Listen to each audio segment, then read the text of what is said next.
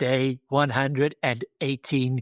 You champion Bible reader, keeping on, not growing weary, but growing in strength, growing in faith, allowing our spirit to receive sustenance every day.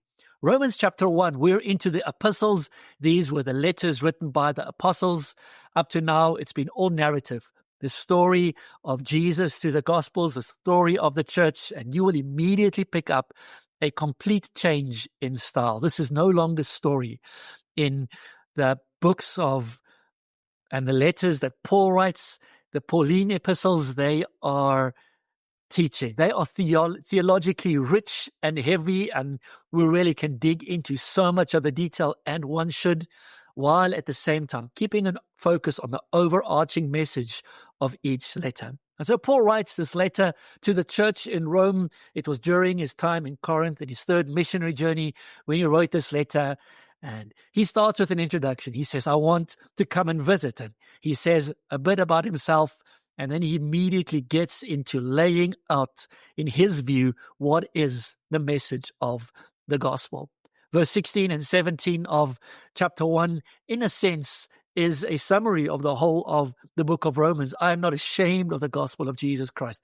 It is the power of God unto salvation for all who believe, for the Jew first, but also for the Greek. And he carries on about the importance of faith in our walk, in our pursuit of Christ. He also shows us that there's general revelation. It's the word we use in theology, that all of creation testifies that there is a God. But as mankind, we have rejected that testimony. We have turned our back on God, and we have begun to worship the creature rather than the Creator. We are all worshippers at heart. The question is just, what are we worshiping? Because of that, there is wrath from God that has led to sin. Much of the sinfulness that we walk in is a result of the sinfulness of not exalting Christ. We choose to serve ourselves, our own ways, our own lusts.